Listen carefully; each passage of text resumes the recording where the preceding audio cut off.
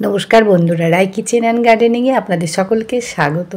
বন্ধুরা, আপনাদের গাছ কিনে নিয়ে এসেছেন, কিন্তু সেই গাছ একেবারেই ফুল আসছে না কিংবা গাছটা বাড়ছে না। কি কারণে এগুলো হয় সব আজকে আমি এই ভিডিওতে দেখাবো। আপনাদের সকলকে স্বাগত আমার এই ভিডিওটি দেখার জন্য।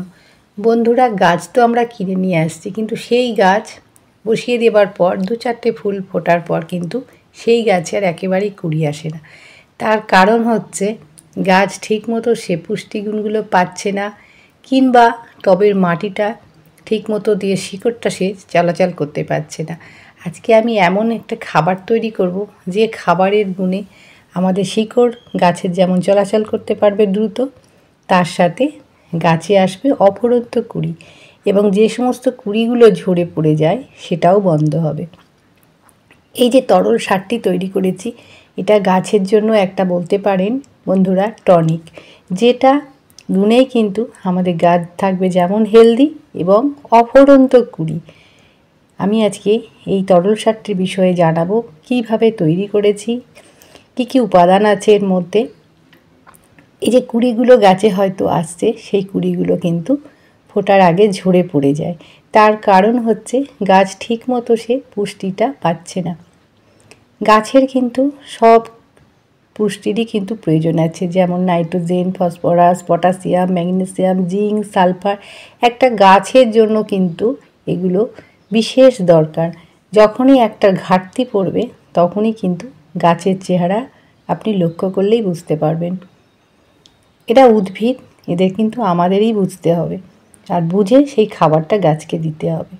এই যে পাতাগুলো হলুদ হয়ে যাচ্ছে, এটা তো আমরা জানি ম্যাগনেসিয়ামের অভাবে, কিন্তু ভয় পাওয়ার কিছু নেই বন্ধুরা। এখন সামনে বসন্তকাল আসছে, আর এই বসন্তে আমরা জানি কিছু গাছের পাতা, পুরনো পাতাগুলো ঝরে পড়ে যাবে, সেখান থেকে আবার নতুন পাতা গজাবে। তার জন্য ভয় পাওয়ার কিছু নেই। যে পাতাগুলো হলুদ হয়ে যাবে সেগুলো ফেলে দেবেন। আর যে খাবারটি আমি তৈরি করেছি টনিকটা, সেটার মধ্যে রেখেছি কলার খোসা, তার সাথে সরিষার খোল, অ্যালোভেরার পাতা রেখেছি কিছুটা, এবং হলুদ। তার সাথে আরেকটি যেটা মেশাবো, সেটার গুণেই কিন্তু আমাদের গাছগুলো যে ডরমেন্সিতে আছে সেগুলো কিন্তু জেগে উঠবে, এবং গাছ থেকে আমরা অফুরন্ত কুড়ি পাবো। এই যে হলুদটার জন্য টবের মাটিতে যখন দেবেন, যে কোনো ফাঙ্গাস আমাদের গাছে যখন ধরে সেটা কিন্তু একেবারেই দূর হয়ে যাবে। আর এই কলার খোসার মধ্যে আছে প্রচুর পরিমাণে পটাশিয়াম। আমাদের গাছের যে কুড়ি ঝরে যায় সেটা তো নানান কারণ থাকে, তার সাথে পুষ্টিরও যদি অভাব হয়, এই পটাশিয়ামের যখনই অভাব হবে গাছে, তখনই কিন্তু আমাদের গাছের কুড়িগুলো ঝরে পড়ে যায়। তার জন্য আমরা পটাশিয়ামযুক্ত খাবার গাছকে দেব। তার সাথে রেখেছি সরিষার খোল। এই সরিষার খোলে আছে প্রচুর পরিমাণে নাইট্রোজেন। আমাদের গাছটা যে বৃদ্ধি বিকাশ যে বন্ধ হয়ে যায় সেটা দ্রুত স্বাভাবিক হবে, এবং কিছুটা পটাশ আছে যার জন্য গাছে কুড়ি আনবে। অ্যালোভেরা জেলটা আমাদের কি কাজে লাগে, আমাদের যে গাছের শিকড়টা সেটা কিন্তু দ্রুত বৃদ্ধি ঘটায়, এবং এর মধ্যেও কিন্তু কিছুটা ক্যালসিয়াম, ফসফরাস, আয়রন, ম্যাগনেসিয়াম এগুলো কিন্তু আমরা পেয়ে থাকি। তার জন্য আমাদের যে গাছের পাতাগুলো অনেক সময় হলুদ হয়ে যায় সেটা কিন্তু একেবারেই দূর হবে। তারপর আমি যে খাবারটি রেখেছি সেটা হচ্ছে গুড়। এই গুড় আমাদের কিন্তু মাসে একবার আমরা ব্যবহার করব এখন। তাহলে কি হবে, আমাদের যে সমস্ত গাছগুলো ডরমেন্সিতে আছে, একেবারে ঝিমিয়ে থাকা যেটা, সেটা কিন্তু একেবারে স্বাভাবিক হয়ে যাবে। এই গুড়ের মধ্যে আছে প্রচুর পরিমাণে calcium, protein, phosphorus, iron, potassium সব কিন্তু মজুদ আছে। আর এই গুড়ের জন্য কিন্তু আমাদের টবের মাটিতে যে সমস্ত ভালো ব্যাকটেরিয়া সেগুলো কিন্তু দ্বিগুণ মাত্রায় বেড়ে যায়। তার জন্য আমাদের গাছটা আরও সুন্দর হয়ে যায়। এই সমস্ত উপাদানগুলো আমি 5 দিনের জন্য ভিজিয়ে রাখছি। ভিজিয়ে রাখার পর এখান থেকেও কিন্তু কতটা পরিমাণে নেবেন সেটাও কিন্তু একটা জানার দরকার।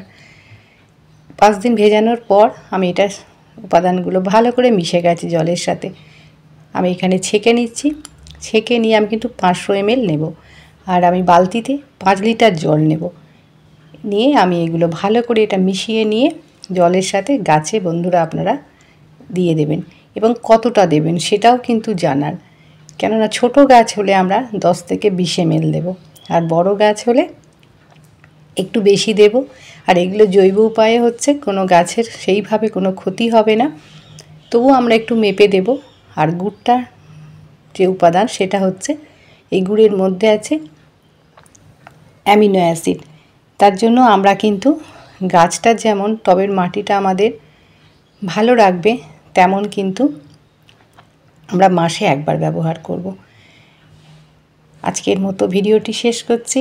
আর এই ভিডিওটি যদি ভালো লাগে অবশ্যই একটা লাইক করবেন, কমেন্ট করবেন। ভালো থাকুন, সুস্থ থাকুন এই বলে আজকের ভিডিওটি শেষ করছি।